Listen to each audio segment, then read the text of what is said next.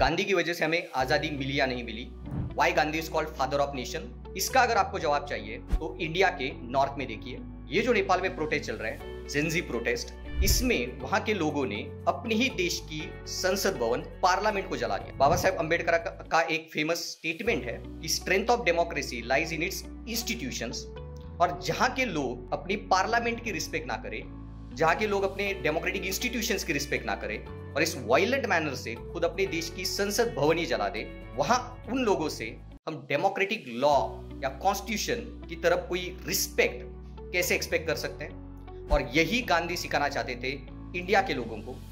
गांधी को independence struggle या freedom में उतना इंटरेस्ट नहीं था जितना इंटरेस्ट गांधी जी को देश के डेमोक्रेसी बिल्डिंग प्रोसेस में इंटरेस्ट था। गांधी को पता था this is not the freedom struggle, this is the nation in the making. और आज हम जो कर रहे हैं उसी तरह का इंडिया आगे जाके बनेगा अगर हम अंग्रेजों से भी डेमोक्रेटिकली लड़े, नॉन वायलेंट वे से लड़े, तो आगे जो इंडिया की सरकारें बनेगी, इंडिया के लोग उन लोगों से भी डेमोक्रेटिकली नॉन वायलेंट वे से लड़ेंगे। और आज अगर हम वायलेंस का सहारा लेते हैं तो जिस काइंड की डेमोक्रेसी बनेगी वो भी वायलेंट बेस पे बनेगी। और इसलिए गांधी का सबसे बड़ा contribution is teaching Indian people this democratic value system.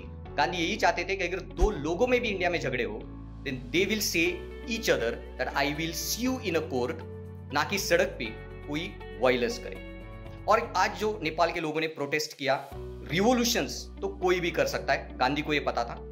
Okay, launching revolution is hard, sustaining it is harder, and providing alternative after revolution is hardest part. So आपने रिवोल्यूशन तो कर लिया, संसद जला दिया, गवर्नमेंट भी बदल दी, but can you create a credible alternative? और गांधी को यही पता था ब्रिटिश तो आज चले जाएंगे, बट हु आफ्टर ब्रिटिश?